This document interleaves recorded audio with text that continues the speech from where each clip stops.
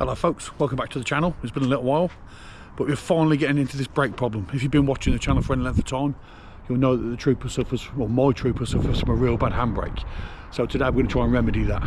So this is what we've got so far.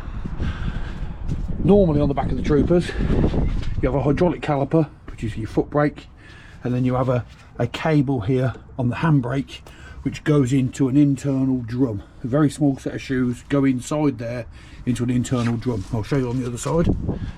We've got that stripped out ready. So there's the disc, and it's got a drum on the inside of it, which these little shoes are supposed to grip and bite onto. Trouble I'm having is I get it set up so I've got a handbrake.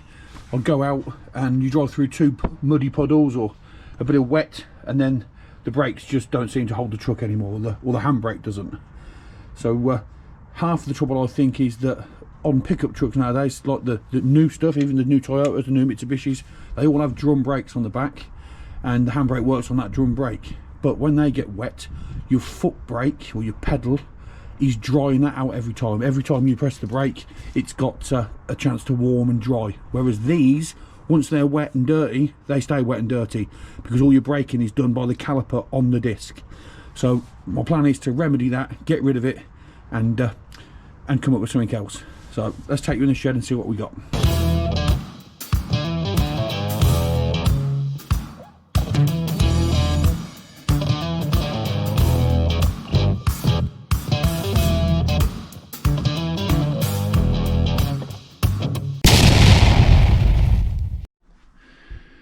Now this is what I've come up with. Got a bit of a hybrid caliper now. So it's my old trooper carrier. So it still uses the trooper carrier, so it bolts onto the axle, no problem at all. Trooper carrier, trooper brake pads, and then it's got a Volkswagen Transporter caliper on it with the handbrake working on the cable here. So the handbrake will be operated by the pads biting onto the disc, which will always stay warm, clean and dry. Well, that's my theory anyway, so it won't get no brake failure or no brake failure when it's wet or with dirty. I've had to modify this. Obviously it's not a direct bolt-on replacement, but I've had to modify it. I've modified it a bit as well so I can keep my handbrake cables the same.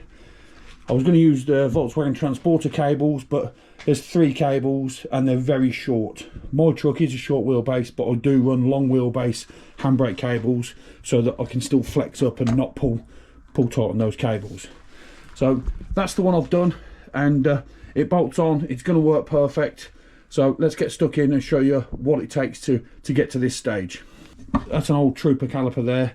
It's very rusty and scabby. It's off my old spare axle, which is sat there. So this is just hydraulic. There's no handbrake function on this whatsoever. And then we flip over to the Volkswagen Transporter caliper. It's a tiny bit bigger. The trouble I was having was the rear brake discs on the trooper are vented. So they're not a solid disc, they're quite wide. I think they're 18mm wide. The Transporter disc is 22mm wide, so it accommodates it nice. And this obviously has the handbrake function on here, so that when you pull the handbrake, the caliper bites onto the disc. Now this is the standard caliper, and I'll show you what it takes to get it onto your trooper carrier to convert it over and hopefully get the handbrake decent on the truck. So let's go. I've finally managed to get out and put this on the truck. Just took the old one off and rested up there for now. This one's obviously got to come off and be painted, but I wanted to check that it cleared the wheel. As you can see over there, the old ones, there ain't a lot of room between the caliper and the wheel. Well, this caliper is a tiny little bit bigger, but I've still got probably 10mm on the inside of the wheel. That one's probably only got 15. This one's probably got 10, so it misses. Already, I ain't about to do this one-handed, I don't think, but already the handbrake locks it up just from me pulling on it. I haven't managed to sort the cable yet because I've got to get the bits out of my drum to be able to convert this here, or make it easier. And I didn't have them bits on my old axle. So now I know it fits, and the wheel definitely goes back on, and it's all trued up nice. I'm going to pull this drum to bits, change this, make sure this one works on the handbrake cable, which it will do, and then I can start the other one and I'll film the other one. But over the moon, it's going to be a success. Well chuffed.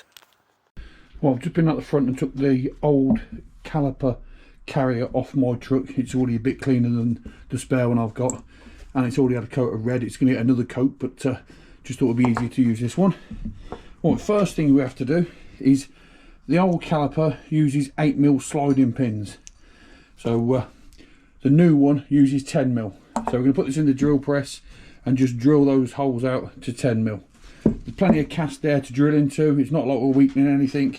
It's just that the new one slides on a 10mm pin rather than the original 8mm. So there's no issue. It's just the pin size. So pop that in the drill press, get that done. Pretty simple to do. 10mm now slides in as opposed to the 8mm that used to slide in. I'll do the other one and then we can put it on the caliper and make sure it slides okay.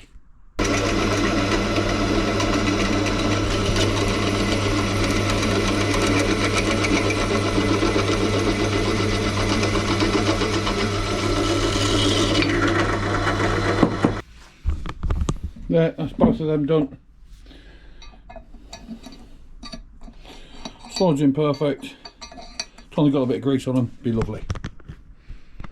Right, we've got the caliper carrier on and sliding, no problem. Next problem we have is the this side of the caliper just needs a little bit of a trim. It's not much at all. That's because the Transporter, VW Transporter, has deeper pads than the Trooper. These are deeper but not as long. These are a little bit shallower but they're longer. So I suppose the actual braking, the actual material you're braking on is about the same, but because we're putting in a different carrier, we're just going to have to trim those ears a tiny little bit. So I'll mount that up and zim them off with the grinder, round the back up again, and that's that.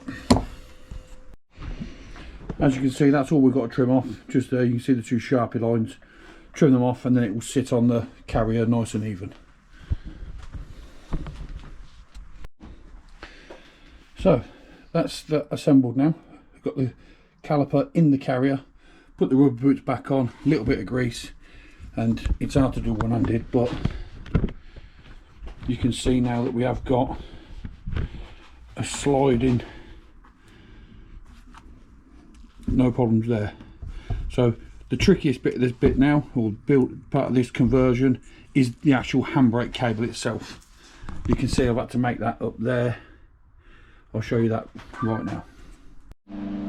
Well, I've just had that on the axle and checked it's at the right angle. Tacked it on. I'm just going to weld it up now, and then we'll make the little plate that holds the handbrake cable. Got to use this as a spacer, just because the way it was set it before, obviously there was a little bit of cable left in the drum that you couldn't see, it was exposed, and it had a spring running on it. This is it, this is the old one off my shitty axle. So that's going to drop in there and then bolt up and then pull the cable like it used to do before in the drum. Just makes it easier not to mess about with the handbrake cables. So I'll get that welded up and I'll bring you back.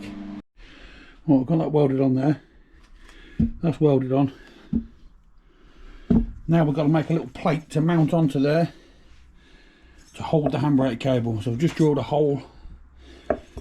Handbrake cable will fit onto there and bolt up onto that. So we'll cut that out, weld that on.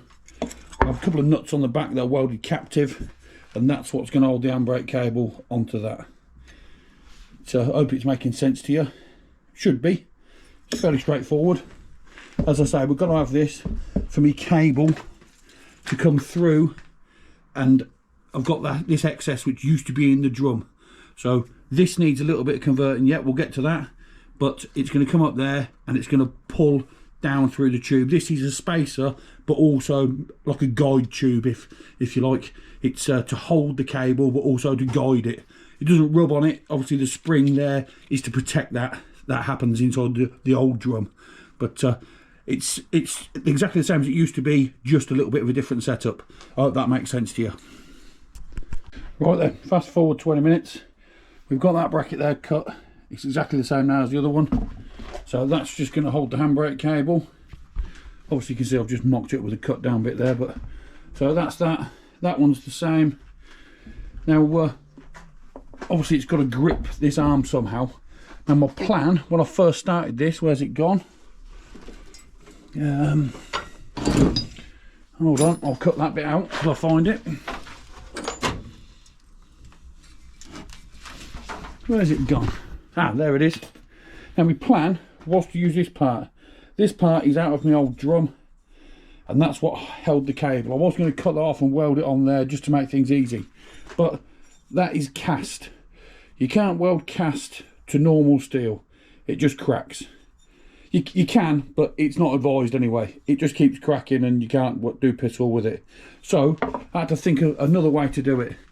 Now I looked for a bit of tube and a bit of something just to hold it on there, and the best I could come up with was an air fitting. So I started off with an air fitting like this.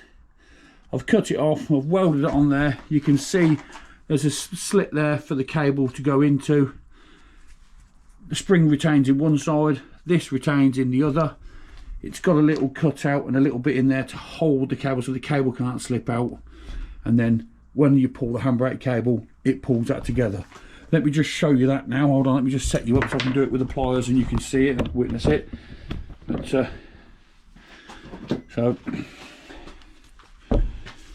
I ain't got a lot of tail there. Hold on, let me I'll come back to you. Hold on. Right, like I was saying, you pull this now, like I'm going to be pulling the handbrake on. Don't know where you can see that, but you pull it and it squeezes that, and that's what's going to pull the new handbrake on. I hope you can see that there. Every time you pull that, it squeezes that caliper in a bit more and adjusts it up. So these rear calipers, you will have to have a wind back tool now in order to reset your handbrake back to put your new brake pads in, which I've got anyway, so it's no big shakes. But there you go, that's how it's going to work. You just see there, you pull the cable, squeezes it up, everything should be perfect. So let's get that fitting put on the other one, and then I'll go out and fit them on the truck. And that's it, it's all done. Got the handbrake cable part welded up, all sorted. We've got a matching pair.